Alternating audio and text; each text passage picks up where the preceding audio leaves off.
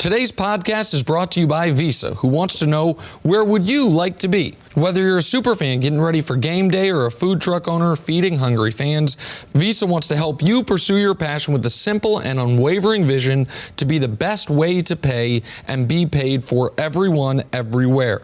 They know that every Visa transaction is a promise, and they want to provide you with the most secure and easy payment experience possible. That's why they're continuing to make innovations, from tapping to pay to pushing money directly to your debit card so you can get to where you would like to be. Visa, everywhere you want to be.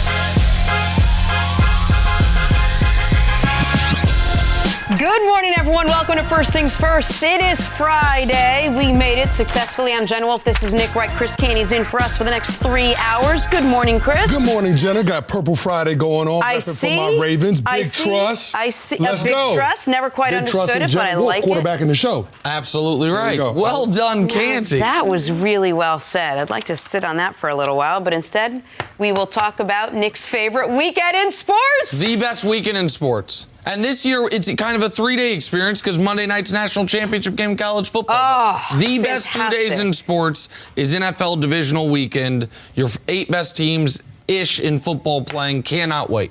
It genuinely makes me happy to see you. It's the best weekend in sports. I like it. All right, divisional round matchups to preview and predict, and we are going to start things off in Green Bay this morning. Here we go. Russell Wilson and the Seahawks taking on Aaron Rodgers and the Green Bay Packers Sunday night on Fox. Russ led his team to a league-best 7-1 record on the road. But the Seahawks all-everything quarterback has never won at Lambeau. Pair that with the fact that the Pack only lost 1 game there this season, and can pretty much call it an uphill battle for Seattle. So, Nick, we'll start with you. It's a simple question. Who wins this game? The Green Bay Packers are the better team. They're the healthier team. They're the more well-rested team, and they're at home.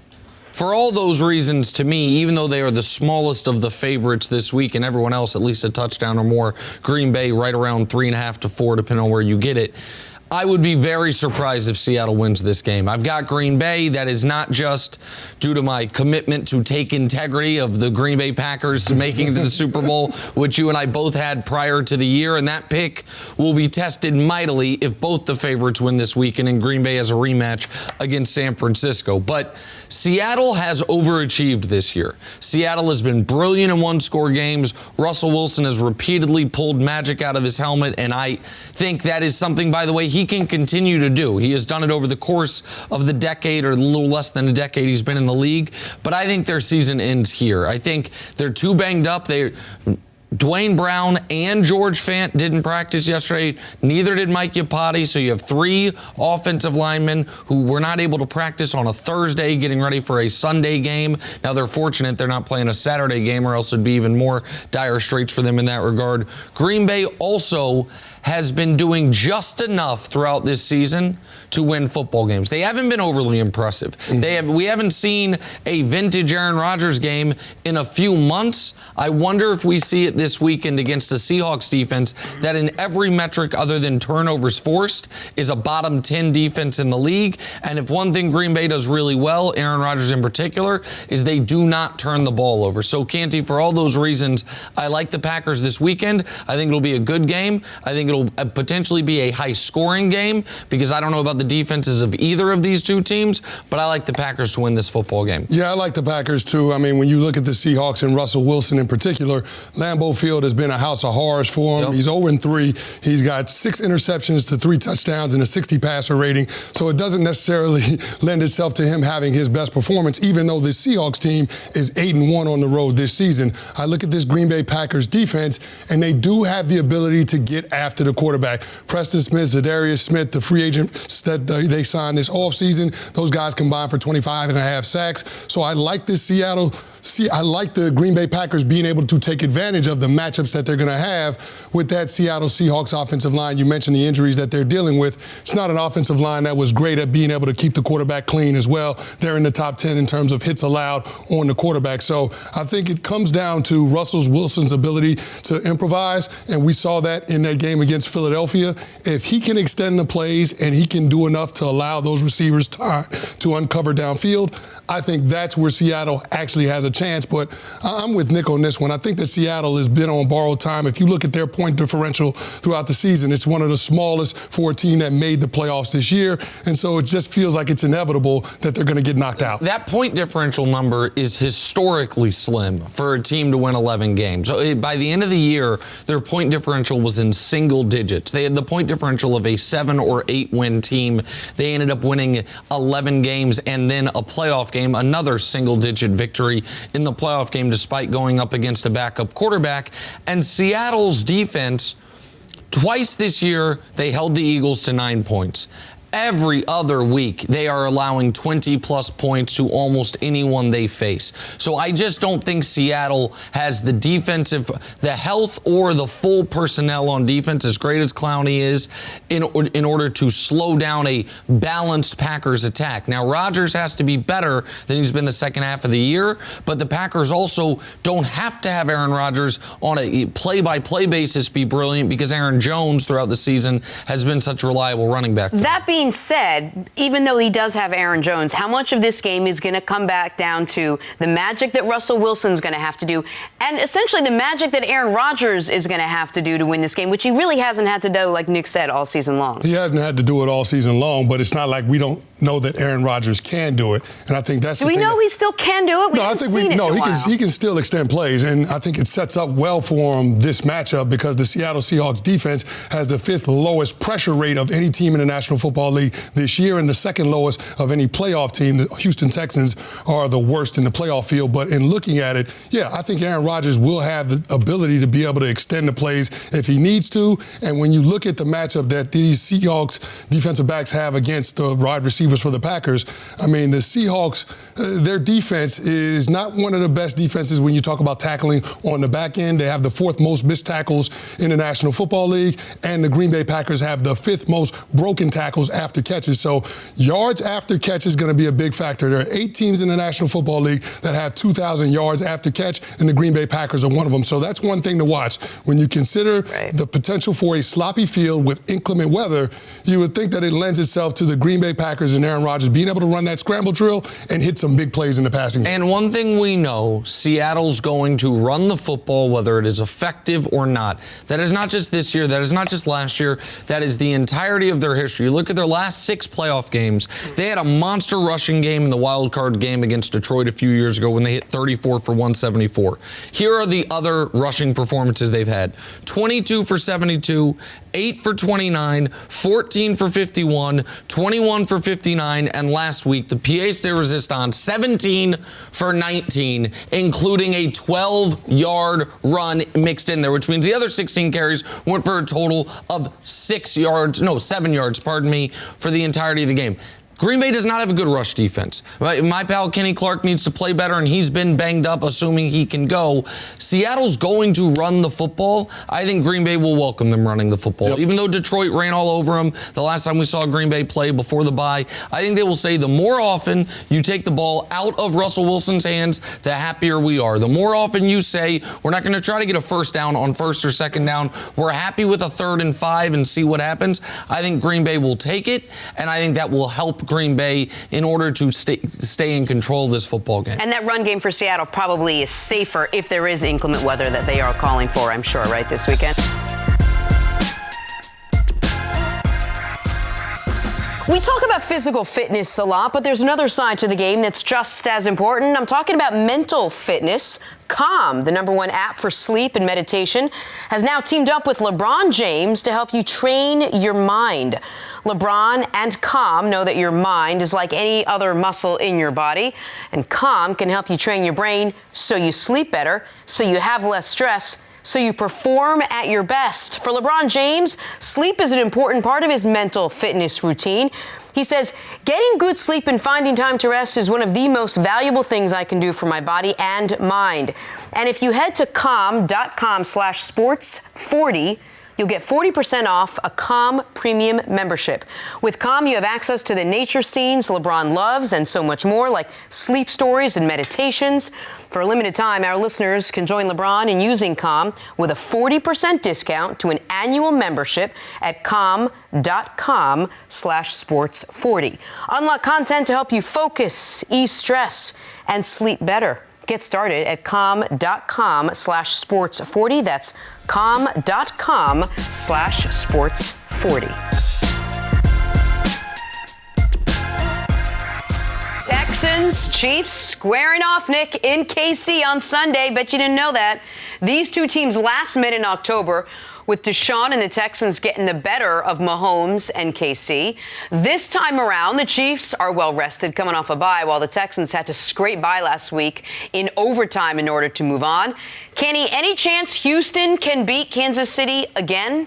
No shot. None. Because if you look at the first matchup, Houston won that game by being able to run the football. They ran up almost 200 yards rushing between Carlos Hyde and Deshaun Watson. That defense is much improved since they met in Week 6.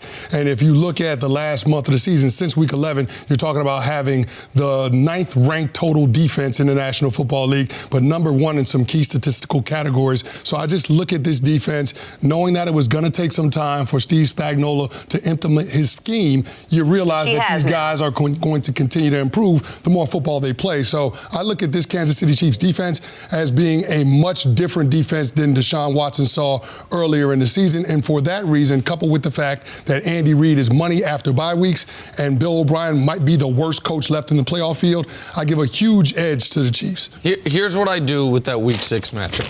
I ball it up and I throw it away because it doesn't matter at all. My notes. The Week 6 matchup, the Chiefs did not have their starting left tackle. They did not have their starting left guard. They did not have their best defensive player, Chris Jones. They did not have their second-best wide receiver, Sammy Watkins. And Patrick Mahomes went into the game with a banged-up ankle, and during the game, after being on fire early, got the ankle rolled up on again, and then his effectiveness was totally limited. Despite all that, the Chiefs had a big lead and were en route to increasing that lead when a bizarre play happened where Patrick Mahomes sees a flag thrown, thinks he has a free play, so he throws into double coverage in the end zone. The ball is picked off. The referees then get together and say, that flag we threw, actually, we didn't mean to throw it. So he thought he had a free play, tried to take advantage of it. That flipped the game at one point, and then also there was a sack fumble with 10 seconds left in the half that led to points for Houston. Despite all that, Kansas City had a chance to win the football game. They just couldn't close it. But your point on the defensive turnaround is important. Also, prior even to Week 11, since this game in Week 6, the Chiefs have played one bad game, the Titans game. And that wasn't even a bad game. It was a bad final 5 minutes of the game where they gagged it away. Since then, they have played Green Bay to 1 score without Patrick Mahomes. They've beaten Minnesota without Patrick Mahomes. They went to New England and beat the New England Patriots as the Patriots were on their descent down. The Chiefs right now, you guys joke about it, but it's true. I've been a Chiefs fan my whole life. This is the most well-balanced, the most dangerous Chiefs team of my lifetime. We have had offenses in Kansas City as good or better than this one, last year most notably, but there was also an offense led by Trent Green that was 13-3, Priest Holmes, you had Hall of Fame offensive linemen, but they did not have defenses. In the 90s, you had some spectacular defenses led by Derek Thomas and Neil Smith, but you did not have the offenses to go along with it. Kansas City Chiefs have not, since Lynn Dawson led them to Super Bowl IV with Bobby Bell and Willie Lanier and the great defenders behind them, They have not had a team that you could argue has a top-flight offense and a top-flight defense. And I know people don't want to acknowledge the Chiefs have a top-flight defense, but over the course of the season, they're top 10 in every major statistical category. They get to the opposing quarterback, they force turnovers, and the pass defense has been exceptional the final third of the season. Conversely, Canty, you mentioned the Texans' coaching issues. I agree with you wholeheartedly. The other issue for the Texans is this. They have as bad of a secondary as any team in the postseason. Coming to Arrowhead against a healthy Chiefs passing attack, I don't think Houston's going to be able to hold them under 30. So are you going to go to Arrowhead against the defense playing like this and score 34, score 35? I don't think you are, and I think the coaching mismatch is an enormous one as well.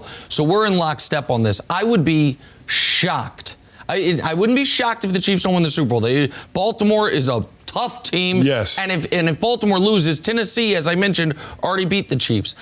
But I would be shocked if the Chiefs lose this football game, even knowing how many times the Chiefs have had home playoff games only to end in horrifying defeat. So give me a way the Texans can do it. How do the Texans pull this off if they are going to even come up with a game plan to stop this Chiefs team? Well, I think it's got to look similar to what it looked like in Week 6. You're going to have to control time of possession.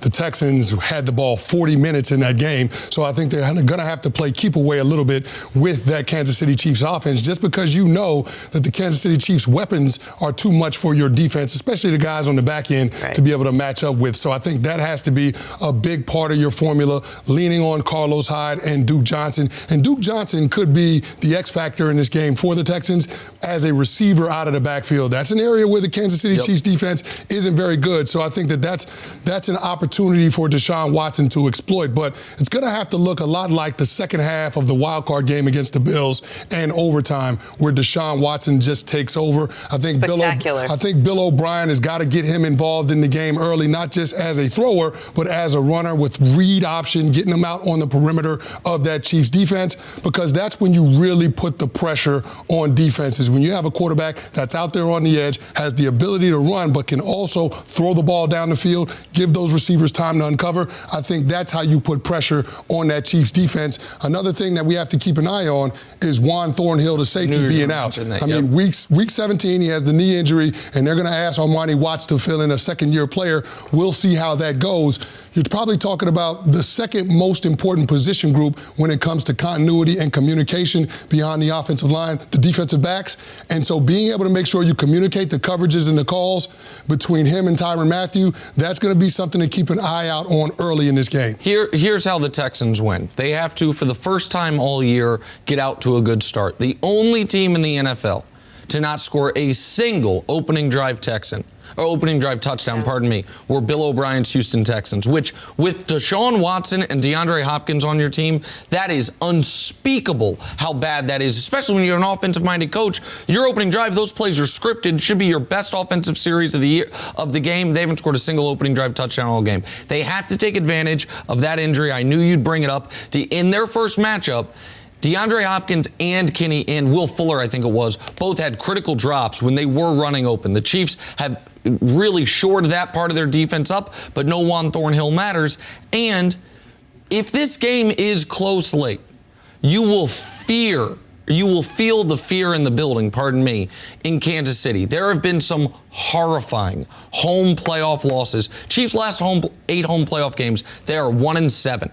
They lost a game where they scored 2 touchdowns, their opponent scored none. They lost a game where the deciding play was a touchdown pass thrown from the quarterback to the quarterback. They lost a game where they didn't punt the entire game but still found a way to lose it. They lost a game where they missed 3 field goals as a 13-3 team in a 10-7 game. They have some awful home losses, and Andy Reid, if the Chiefs go on to win the Super Bowl, Andy Reid's a Hall of Famer, minted. If he has another awful playoff loss, and if it even comes close to that, and you feel the team tighten up, I do wonder what the feeling in that stadium is, and if the Texans start feeling like playing with house money here. Fortunately, in the fourth quarter, Chiefs should be up by about 17 points, so I'm not going to have to worry about any of that, but that's how you do it. A lot has changed since that October matchup.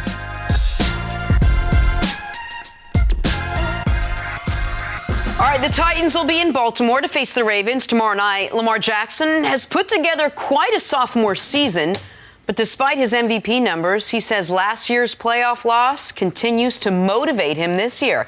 Well, now he gets ready to face a red-hot Tennessee team coming off that big win over the Patriots. Nick, will Lamar's MVP magic continue against the Titans this weekend? Well, that, Jenna Wolfe, is the question that will determine the entire NFL playoffs. Will Lamar continue to be the player in the postseason he was in the regular season? If the answer is yes, then I'd like to congratulate the Baltimore Ravens on their 3rd Super Bowl championship since they went to Baltimore, because then no one's going to beat them. If Lamar is the same guy in the postseason, then you can't beat this team right now. Since week 6, they have a top 2 defense in football. Over the course of the year, they have a top 5 defense in football. The Marcus Peters trade energized them. Earl Thomas took him a few weeks to kind of get his sea legs beneath him, being with the new franchise for the first time in his career, and now he's back to being Earl bleeping Thomas.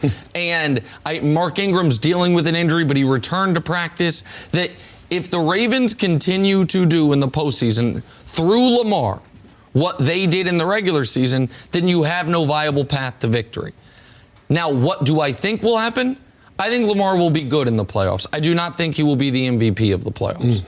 I think that you will have a number of factors. One is his lack of playoff experience. Another is the ability for teams to drill down specifically. The Titans have known if we beat the Patriots, they knew they were playing Baltimore no matter what because they're the 6th seed. It's the only round 2 game they could play.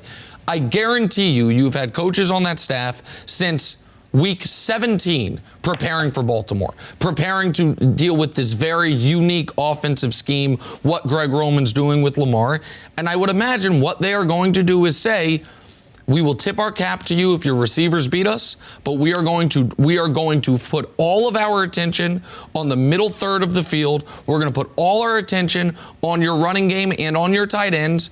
And if Willie Snead and Hollywood Brown have huge games, which simultaneously they haven't had huge games all year long, then we're going to lose.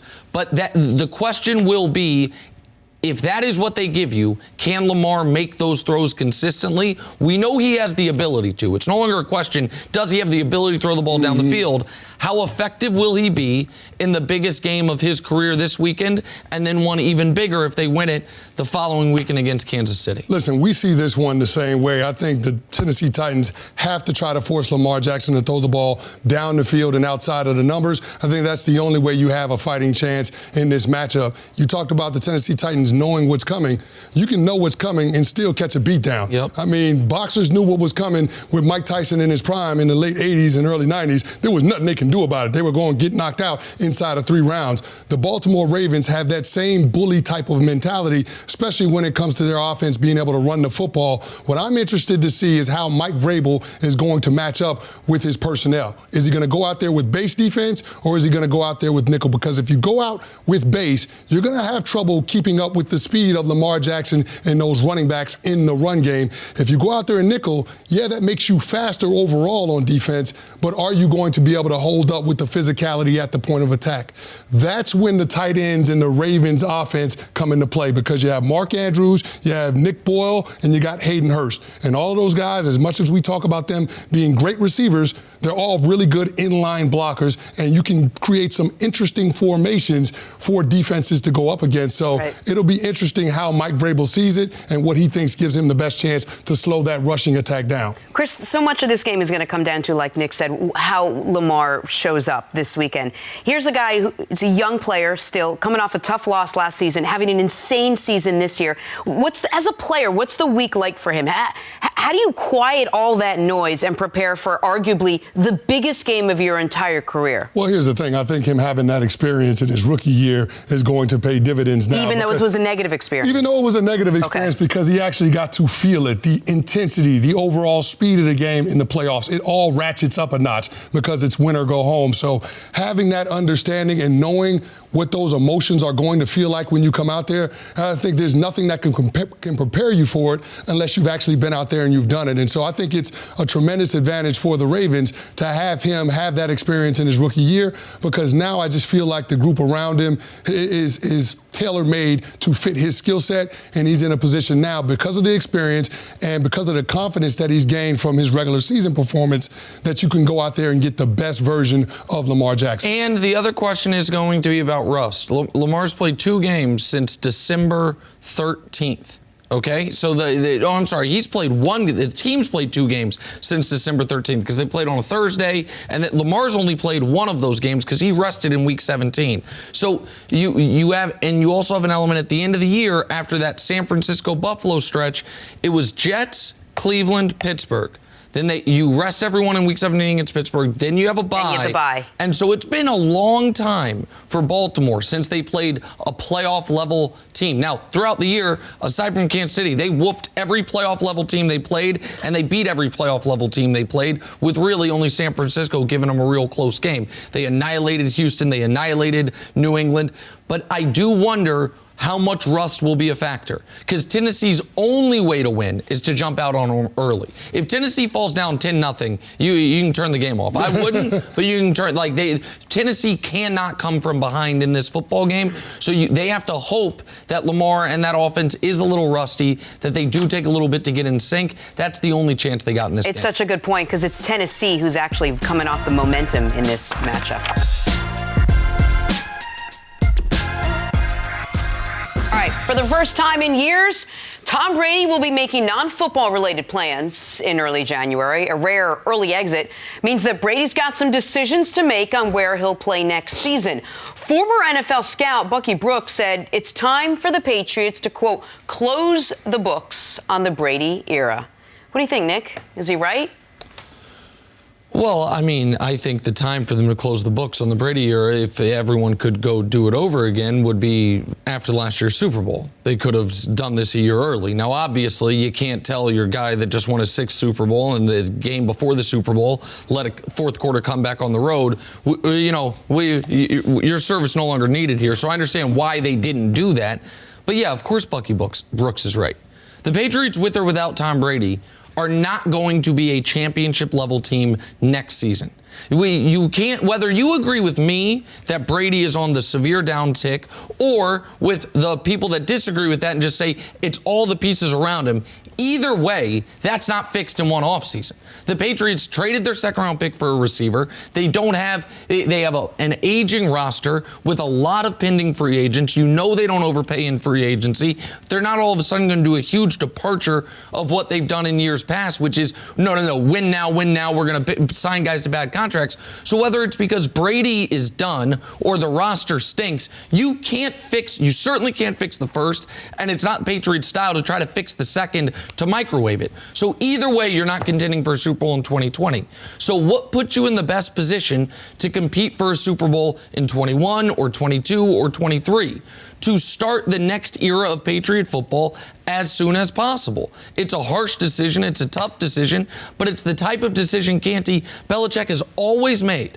We always say he wants to be a year early rather than a year late. Well, he can't be a year early anymore, but he certainly can be a year or 2 late if he relents to the pressure from above that I think there will be from Robert Kraft to give a quarterback that after week three, was a bottom 6 in all statistical categories quarterback in this league, $25 to $30 million a year starting next season, which is reportedly what Tom Brady's going to be asking for. Well, we know there's going to be pressure from above because if Bill Belichick had his way, then Jimmy Garoppolo wouldn't be playing for the 49ers. Yep. He'd be the starting quarterback for the New England Patriots, and that Tom Brady chapter of Patriots football would already be closed. But, I mean, Tom Brady at this stage, he wants to be respected, which is why I think he has that clause in his current contract that doesn't allow the Patriots to franchise him. The way you show a player that you respect his ability is how you pay him. And Tom Brady, for the better part of this decade, has been on an under-market deal at his position. So at this stage, it's about trying to get what he deserves. But I don't think Bill Belichick is in a hurry to pay Tom Brady market value, especially the way that offense looks this past year. Now, you mentioned all of the potential losses that they have or the decline in personnel at the skill positions. You also got to consider potentially losing Josh McDaniels, who's been Tom Brady's coordinator for all but 2 of his years in New England. So I think that could be potentially a big loss if he decides to take over the job with the Cleveland Browns. So for all of those different reasons, it seems like it will point to Tom Brady being out the door. But I don't know who the Patriots' alternative is at the quarterback position. Who's going to be the successor for Tom Brady? Is it going to be Jarrett Stidham? I mean, Probably he sure not. didn't look ready when he played in spot duty in the regular season. So that's my only question about Tom Brady and whether or not the Patriots are going to run it back with him.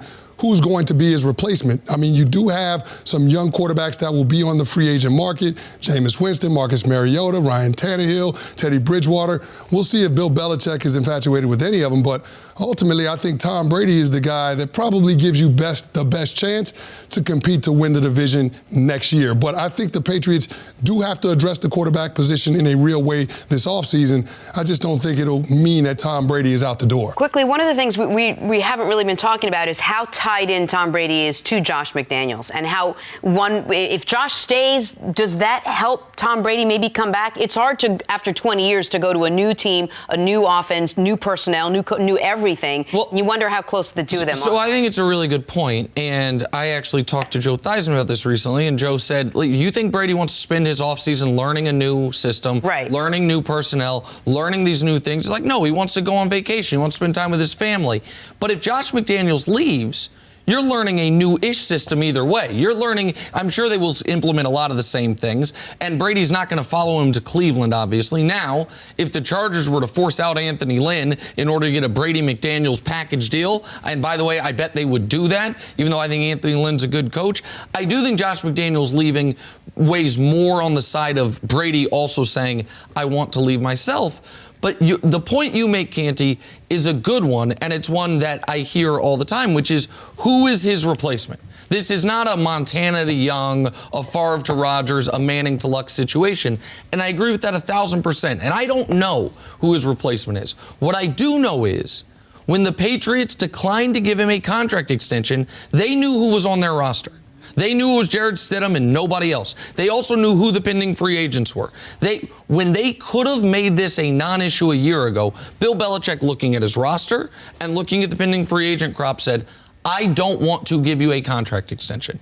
So why would that have changed? Why would his feeling on that have changed when Brady just played the worst year of his career and the team, success-wise, had the worst year it's had in a decade? It's not like all of a sudden, when they wouldn't give him a contract extension, they had Jimmy G. They traded him a couple years ago. Mm-hmm. It's not like they thought we have this great young quarterback, but he blew out his knee in week 9. Now he might not be ready to start the season. They knew what time it was when they refused to give Brady a contract extension in August.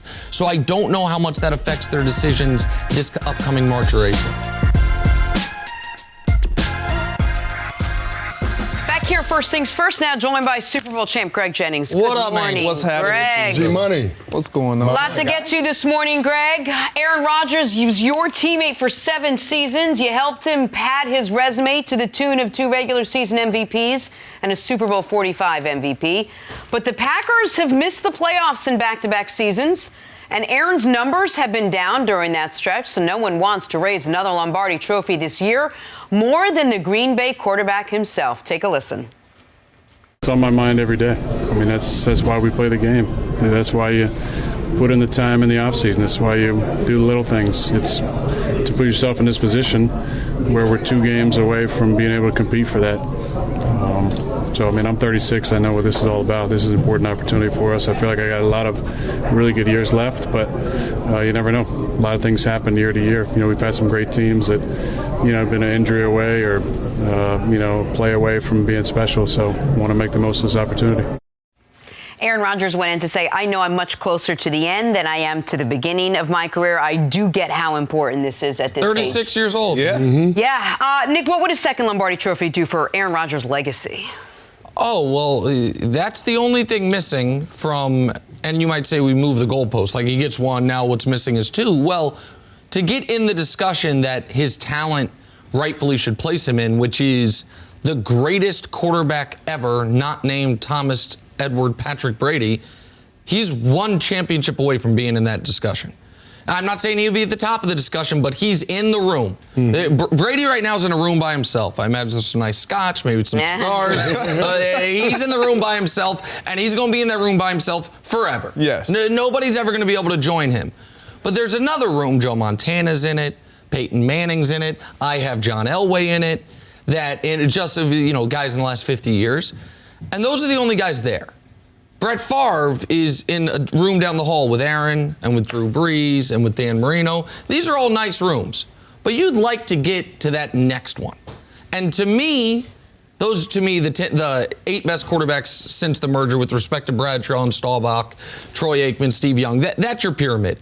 Rodgers jumps a level. Rodgers, and the conversation some people were trying to have a month ago, is Drew Brees actually better than Peyton Manning, which is a conversation no one actually ever had while they were playing. No. If Rodgers wins another Super Bowl, I'll have that conversation. Manning's got 2 of them, but Manning got his second one when it was not the prime of his career, led by the defense. I know Manning's got the 5 regular season MVPs. Yes. Rodgers, though, has the second most with 3. And Rodgers, unlike Manning, his play is at this level in the regular season and at this level in the postseason. Peyton's play was at this level in the regular season, a tick above Rodgers, but about here in the postseason. So, yeah, he is 3 games away, a championship away from at least having a credible argument. In the last 50 years, I'm the second best to ever do this. In the modern era, I'm the second best to ever do this. I can make the case for that. That's what a second championship would do for Aaron Rodgers, and it would prove he can win one without Greg Jennings, which I need to see happen. I love it. I love it. It would do wonders for his legacy. When you look at what we talk about, what would hurt his legacy, it's the lack of rings. It's the lack of Super Bowl appearances. Yep. Forget winning it. It's just not even getting there with his skill set and with the roster that they've had. Now, we understand what they haven't had, but we've always looked at him to be the X factor and more than enough to get back there at least. And so going into the mindset of an Aaron Rodgers, a guy who always has had a chip on his shoulder, he's always playing with this what if, or what did you say, or what can I pluck out of the media or the press clippings that will drive me even more, so when it does happen and when I do make you look bad, I'm going to kind of jab at you a little bit. This would do that with all the opportunities that the Green Bay Packers have had that he feels, and I was there for some of them, that we let slip away. And that window does not open too often. You know it. It does not. And when it does open, it doesn't open all the way. And so he sees an opportunity where he gets it. He says it. I think about it all the time because he's experienced not getting there and being so close and having the disappointment and the letdown of, man, I almost did it. And how great would it feel for him? And I get it. He can say his relationship with Mike McCarthy is great, and it is probably good, I'm sure, but he would love nothing more than to get to a Super Bowl appearance and win one without Mike McCarthy. The first year McCarthy's gone? The first year he's gone? That would be something that you couldn't write up, and he would salivate at that opportunity. Well, here's the thing. When you look at Aaron Rodgers, we're talking about one of the most physically gifted quarterbacks the game has ever seen. I mean, everybody's just trying to figure out, why has Aaron Rodgers only had one game in the Super Bowl? Why hadn't he made it to conference championships and Super Bowls more often, being that talented? I think a lot of it has to do with the organization not surrounding him with the requisite talent that it takes to compete at that level. I think that's why Green Bay moved off of Ted Thompson as their GM a couple of years ago, because they recognized that they got to try to take advantage of Aaron Rodgers in the twilight of his career. And for the better part of his prime, they haven't been aggressive in terms of being able to surround him with top-tier talent. They didn't go out in free agency and spend a whole lot of money. This was one of the first off seasons that they were active, and Brian Gutekunst, their GM, he went out and he signed the Smith brothers because he realized that I can't ask Aaron Rodgers to win a 35-31 shootout every single week, but especially in the playoffs. So the fact that this team can play a couple of different games and still be able to have success, I think it bodes well for them. But back to the conversation, where does this place Aaron Rodgers if he's able to win another Super Bowl? I think it puts him on the Mount Rushmore of quarterbacks. When you consider that there ain't a lot of quarterbacks that have multiple Super Bowl rings and multiple Super Bowl MVPs, I think Aaron Rodgers gets right there at the top of that list. I mean, you've got 5 quarterbacks that have multiple Super Bowl MVPs, and Brady and Montana being 2 of them. Yep. I think that's the kind of rare air that you would put Aaron Rodgers in. I mean, he would be with Brady, with Montana, with Peyton Manning. I think he would be the 4th name on that list, with all respect to John Elway, because that's just how gifted Aaron Rodgers has been throughout his career. And it would end forever the Rodgers Favre debate, which I know for a lot of us, we think Rodgers has ascended past him. The NFL 100 list just came out. Brett Favre's name was on it. Aaron Rodgers' name was not. So for some people, maybe an older generation, I know you played with both of them, and it's nothing against Brett Favre. To me, it would, I already think Aaron's better and has had a better career, but Favre did get to 2. You know what I mean? He won 1, lost 1, and it would put a pin in that debate for all time. But the other element of this is, for Rodgers, the level of playoff heartbreak he has suffered, I think, is underrated. I think, and some of this I know is very touchy for you. Ooh, that onside kick in 2014. Well, so he's lost 7 playoff games. He's played 11 years in this league. 1 year they didn't lose a playoff game because they won it all. 3 years they missed the playoffs. His first season as a starter, and then the last 2 years. So those other 7 years, how did they end? 3 times you get blown out. The 15-1 year, you got blown out. The Colin Kaepernick running all over Lambeau Field year, you get blown out. And the conference championship game in 2016 when they went down to Atlanta and just could not get off the field to get blown out. But those other 4 losses, 3 are overtime. Yes. 3 playoff overtime losses. First playoff game in his career. All you guys on the offense did is score 45 points. That's just good enough to get you beat 51-45 in overtime. They lose to Cap again, this time on a field goal as time expires. Then you lose the onside kick game in overtime to Seattle. Then you're playing Arizona in a game where Rodgers has 2 Hail Marys to force overtime, and then Larry Fitzgerald goes 75 yards down to the goal line. Then they pitch to him. 3 overtime playoff losses, 4 losses on the final play of the game, and 3 of those came in succession. 13, 14, 15. You had 3 straight years your season ended in walk-off fashion. That level of heartbreak, I can't speak to it. You guys both, unfortunately, while both being champions, can speak to what it actually feels like. For Rodgers, I'm sure he feels like, man, I should have had my second championship already, if this, if that. I should have gone head-to-head with Brady. Back when Brady, by the way, only had 3, had lost 2 in a row, that Seattle's Super Bowl should have been our appearance, and the whole narrative of everyone's different. But it didn't happen, and this is his best opportunity in a very long time. It is his best opportunity, and being real. And I think Aaron is starting to get to the point where he's being realistic.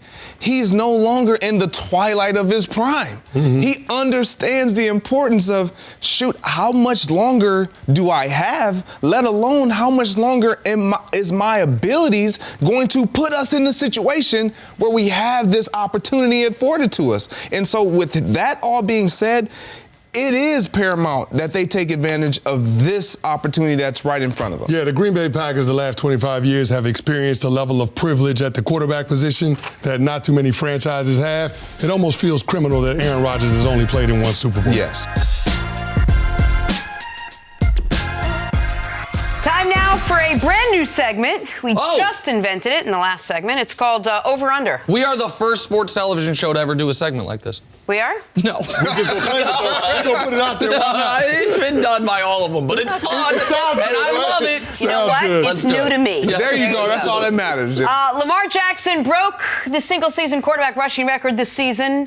Lamar will look to continue that success on the ground against the Titans. This is how they call themselves. Can he? Will Lamar rush for over or under 100 yards Saturday? Jenna, I'm going to go with over just because Mark Ingram is a little banged up. He had the calf injury at the end of the regular season. I don't know how much volume he's going to get in the rushing attack, but I do know that Lamar Jackson is the head of the snake when it comes to the Ravens and their ground and pound style. So I'm going to go with Lamar Jackson. Maybe he pulls the ball and keeps it a little more often than we've seen him do in the regular season because it's the playoffs, win or go home. I'm going to go under, simply because I think Mike Vrabel and that defense and those guys understand the importance of eliminating the big plays from Lamar Jackson, allowing everyone else to do what they do. If they beat you, so be it, but you can't let it be because of Lamar Jackson. Yeah, I'm also going to go under. Lamar has been unbelievable this year, passing and rushing the football. He averaged 75 yards per game on the ground, which is crazy. I think he was 6th in the league in rushing. He had a 1,200-yard rushing season. I expect to have right around that total, around 75 yards. 100-yard rushing game in a playoff game by a quarterback. We've seen Cap do it. We saw Vic do it. Not a lot of instances of it, so I say under for Lamar. I get how it works now. Now I understand the over and the under. On to Texans and Chiefs. It is a complex, It's a little tricky. Yeah. We have very smart producers. They came up with this. The game is projected to be high scoring and fast paced, so Patrick Mahomes' arm should be showcased heavily. Chris Canty, will Mahomes pass for over or under 3.5 touchdowns on Sunday? I'm going over, Jenna. I think that Pat Mahomes is going to light up that Texans secondary. That Texans defense is suspect. Now, I know they got the emotional boost in getting J.J. Watt back last week, and him and Whitney Merciless made huge plays in the second half of that game, but I don't think they're going to see Pat Mahomes out there this week, especially with the revenge factor and them losing to the Texans in week 6. this is going to be a different Chiefs offense because Sammy Watkins will be back on the field. I think Pat Mahomes takes full advantage of having the full complement of his weapons. I say under for every reason you just said, because as an offense that is electric and that can put up a lot of points, sometimes you watch that film and you see that opposing defense and you're like, ooh, it's going to be a day-to-day. And then you get out there and it just doesn't quite work out the way you thought. I think they'll put up a lot of points. 3.5, nah, I'm going under. The only thing that will stop Patrick Mahomes from throwing at least 4 touchdown passes in this game is if he doesn't have to play the fourth quarter. Andy Reid? They put him on the bench or something. No. Listen, of all the teams that made the playoffs, both conferences, the Chiefs, if they could have picked one to play, they would have picked the Houston Texans. More so than the Buffalo Bills, certainly more so than Tennessee, more so than any of the teams in the NFC. The Texans secondary is a disaster. That is the one unit on your team you cannot have be a disaster against a healthy, finally, Patrick Mahomes and Chiefs offense. Got their offensive lineman back they didn't have when they played him in Week 6. No. Patty has an enormous game on Sunday morning. Trying to think when it was. Sorry about that. All right, Seahawks wide receiver DK Metcalf was Seattle's hero last weekend. The wideout finished with a rookie playoff record 160 receiving yards on 7 catches to go along with a touchdown. So, Kenny, will Metcalf finish with over or under 100 receiving yards against the Pack? I'm going over, Jenna, and I know I've gone over on all of these, but I'm going over just because the Seahawks, they were a run-centric offense in the regular season, but because their running backs are all banged up, they've been forced to drop back and throw the ball. I know you say that plays into their strengths. But Russell Wilson, 40 dropbacks last week, and DK Metcalf had a huge game. I look to see the same formula employed by the Seahawks in terms of their game plan and trying to move the ball against that Packers defense. DK Metcalf's going to be a huge part of that. I'm with you. I go over as well for every reason you just said. I think this is how they have to win. With their running backs getting injured, I get it. You got beast mode, but he's not going to give you that type of production that Carson and Penny was giving you. They have to win in the air on Russell Wilson's arm, and DK Metcalf's going to be a huge part of that. I'm going over as well for maybe slightly different reasons because I don't think Seattle's going to win, but I do think Russell Wilson's going to play better than he has historically played at Lambeau Field. I also think that they saw their best chance to move the football down the field is DK Metcalf running 9 routes. Just go straight. And good luck Packers defense in slowing them down, so I am also going over. Even if the weather's bad, all of you taking the over. I actually think that the snow can help the passing attack if your quarterback's got a strong enough arm because defenders can't change direction. Exactly. The wind and the rain be bad for a passing attack. All right, the Vikings will be taking on the 49ers in San Francisco tomorrow. Kirk Cousins might be without Adam Thielen. He's questionable after needing stitches on his ankle. Nick, Vikings have a shot at the upset here? Oh, they've got a shot. Listen, this is Jimmy Garoppolo's first career playoff game. And the last 37 quarterbacks' first career playoff game. I think they're 12-25 straight up. Similar record against the spread, by the way. Quarterback's first time in the postseason. It feels and looks different. And Jimmy Garoppolo does have a propensity to throw the ball to the other team. They don't always catch it, but throw the ball to the other team and give you an opportunity. Now, I think clearly the Vikings need to be full strength. If Adam Thielen, who was their most vital weapon outside of Dalvin Cook in their upset over the Saints, if he can't go, then their slim chance goes to about 0. But I can see the path for a Vikings victory. Dalvin Cook is monstrous. Jimmy Garoppolo turns the ball over. All of a sudden, you can unleash some of those Vikings pass rushers that they put on the inside instead of the outside against New Orleans and gave them a ton of trouble.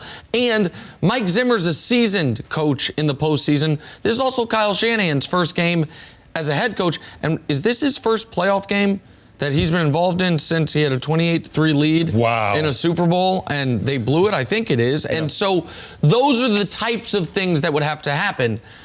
I don't anticipate those things happening. San Francisco's a team I was way late to the party on. I doubted them all year long. Then they trounced Green Bay. Then they played New Orleans, a New Orleans style of game in New Orleans building, and beat them. They played Baltimore damn near to a tie in a monsoon. So I've got to give San Francisco credit. And Unlike Baltimore, Canty, San Francisco had to play everyone in Week 17. That was, if they lost that game against Seattle, that came down to the 3-inch line, they fell all the way to the 5 seed instead of being the 1.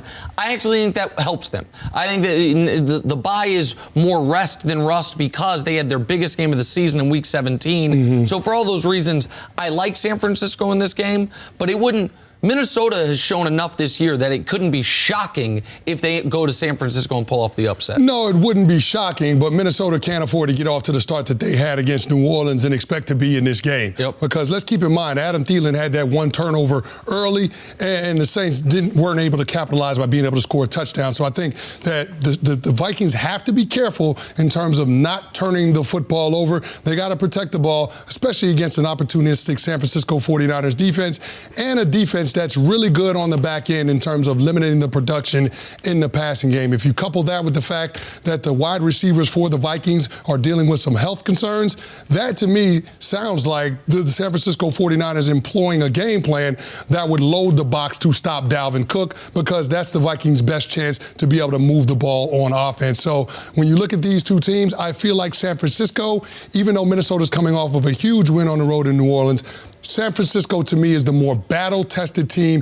If you look at the teams that they've played throughout the course of the season, they went out and down to New Orleans and won a barn burner there. They played against the Green Bay Packers, demolished them. You had the 2 games against the Seattle Seahawks, which were thriller games. One came down to overtime. One came down to the last play in regulation. So, and you had a game against Baltimore. And you had the game against Baltimore in a monsoon. So I just feel like the competition that San Francisco has faced has prepared them for this moment to play playoff football. Because let's keep in mind, San Francisco, the last month of the season, they were competing to try to get that 1 seed, but if they ended up losing to Seattle in Week 17, you're talking about them being the 5 seed. So in a sense, the playoffs have started for them a month ago. And that schedule you're talking about, every single one of those games against excellent teams, Week 10 or beyond. So it's not like those were good teams. They were playing late in the year. They didn't win all those games, but you saw that level of competition.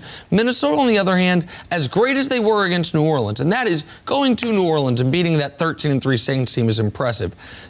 When they played the best of their competition, prior to that game, they hadn't played their best. They got beat by Green Bay both times this year. They lost to the Chiefs with Matt Moore playing quarterback. So for a lot of reasons, I do think a lot of things favor San Francisco. Also a Niners team that is getting healthier after dealing with a ton of injuries to important key pieces throughout kind of the middle portion of the season. Well, if the Vikings did have a monkey on their back, some would say it was Kirk Cousins and how he performs on the national big stage. He got over that, some would say, last week. So maybe that's the one place where you could say, all right, Kirk Cousins could actually show up in this one. Speaking, you're 100% right. He got his first career playoff victory, and he had the best throw, as Troy Aikman called it, of his entire career.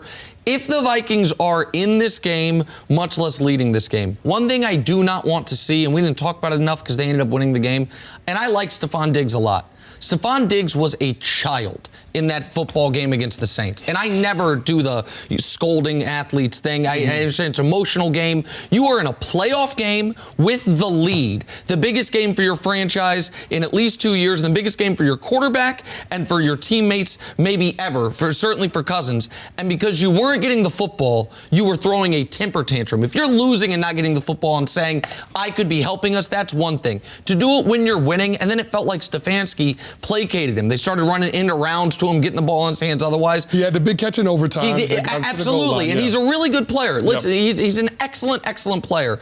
But Stephon Diggs needs to be, they need to all be pulling in the same direction if they're going to pull off what would be their biggest win they've had since the Minneapolis Miracle and the biggest upset of the playoffs thus far. Are you and I now on the same page with wide receivers not creating problems not acting when you're winning in a playoff game? I hope he's not wearing an expensive watch. No, when you're winning in a playoff game, you shouldn't be worried about whether or not you're getting touches. The game was going great for the Vikings, and he was causing a show on the sideline. That I'm not a fan of. All right, I'm just kidding. Thank you for listening to the First Things First podcast. Remember, leave us a review and tell us what you think. Subscribe to the podcast on Apple Podcasts and catch us on FS1 Monday through Friday, 6:30 a.m. Eastern.